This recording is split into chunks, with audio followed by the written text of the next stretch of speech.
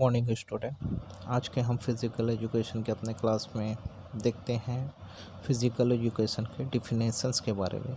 Physical education के field में बहुत सारे दर्शन शास्त्रियों ने अपने परिभाषाएं दिए हैं। उसमें से एक है Oberteuffer. So according to Oberteuffer, physical education is the sum of those experience which come to individual through movement. According to RKSD, physical education is the sum of changes in the individual caused by experience involving motor activity. According to J.B. Ness, physical education is the sum of whole field of the education that deals with big muscle activity and their related response. Physical education का जो चौथा definition दिया गया according to J.V. Williams के अनुसार, physical education is the sum of man's physical activity selected and conducted as to their outcomes. तो ये थे हमारे फिज़िकल एजुकेशन के कुछ डिफिनेशन।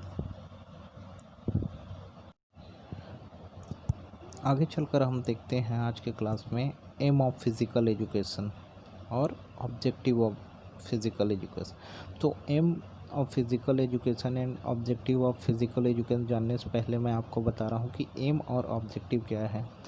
एम जैसे कि हमको अपने ज़िंदगी में कुछ जॉब अचीव करना है, जो हम एम रखते हैं, जो मेन गोल होता है, उसको हम एम बोलते हैं।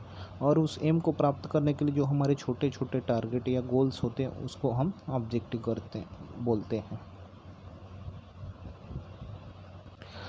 छोटे छोटे उन ऑब्जेक्टिव्स को बिना अचीव किए हुए हम अपने एम तक नहीं पहुंच सकते। तो इसी तरह एम ऑफ फिज़िकल एजुकेशन जो है होलसम डेवलपमेंट ऑफ इंडिविजुअल, किसी भी व्यक्ति के व्यक्तित्व का संपूर्ण विकास करना फिज़िकल एजुकेशन का मेन उद्देश्य है।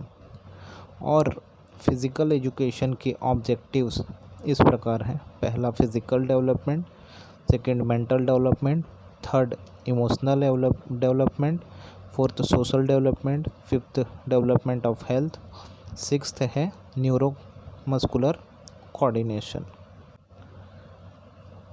फिज़िकल डेवलपमेंट में दो एस्पेक्ट आते हैं। फर्स्ट है फिटनेस, सेकंड है वेलबींग।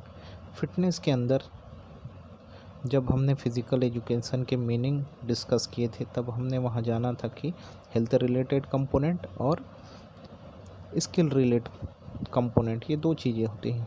हेल्थ रिलेटेड कंपोनेंट के अंदर cardiovascular endurance, muscular strength, muscular endurance, body composition and flexibility, इनको सुधारना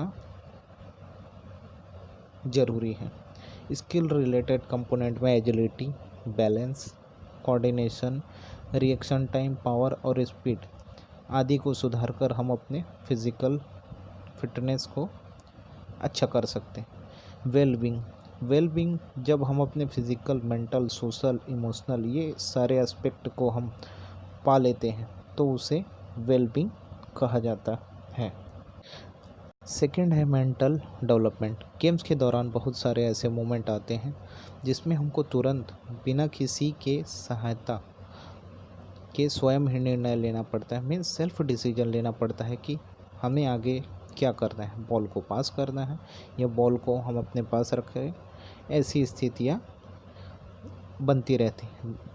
और अगर मैं एग्ज़ाम्पल दूँ तो जैसे फुटबॉल पेनल्टी होता है, उस दौरान आपको कोई नहीं बताता है कि आप क्या करें, वो स्वयं डिसीजन लेना पड़ता है। बहुत सारे ऐसे गेम्स में ऐसे सिचुएशंस आते हैं जिसमें प्लेयर को खुद ही डिसीजन करना पड़ता है। ये सारे जो मोमेंट्स हैं, ये हमारे आगे चलकर समाज में भी या डेली लाइफ में हमें अच्छा बनाते हैं। गेम के दौरान जो प्रेशर हम हैंडल करते हैं वो डेली लाइफ में भी हमारे यूज़ होते हैं, जिसको अप्लाई करके हम अपने मेंटल डेवलपमेंट कर सकते हैं। थर्ड ऑब्जेक्टिव है इमोशनल डेवलपमेंट। फिज़िकल एजुकेशन में हमें इमोशन को डेवलपमेंट करना सिखाया जाता है, जैसे मैच जीतने पर हैप्पीनेस, गलती करने या हारने पर फ्रस्ट्रेशन, मैच के पहले अच्छा प्रदर्शन करने की anxiety, anger management, कॉपिंग with situation, ये सभी को हैंडल करना सिखाती है, जो हमारे लाइफ में बहुत ही काम आती है। चौथा डेवलपमेंट सोशल डेवलपमेंट है। फिज़िकल एजुकेशन या गेम्स के द्वारा हम अपने सामाजिक या सोशल डेवलपमेंट करते हैं। खेलों में हम अलग अलग कल्चर्स को देखते हैं, विभिन्न प्रकार डिफरेंट टाइप ऑफ प्लेयर के साथ डील करते हैं। यह सब हमें समाज के अन्य लोगों के साथ कैसे व्यवहार करना है, यह सब चीज़ें सिखाती हैं।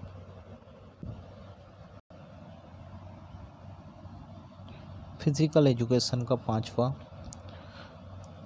ऑब्जेक्टिव है डेवलपमेंट ऑफ हेल्थ। अगर हम फिज़िकल एजुकेशन के द्वारा खेलों का नियमित अभ्यास करते हैं, रेगुलर प्रैक्टिस में है, तो इससे हमारा स्वास्थ्य हेल्थ अच्छा रहता है और बीमारियों से दूर रहा जा सकता है खेलों के द्वारा। फिज़िकल एजुकेशन का छठवां ऑब्जेक्टिव है न्यूरोमस्कुलर कोऑर्डिनेशन।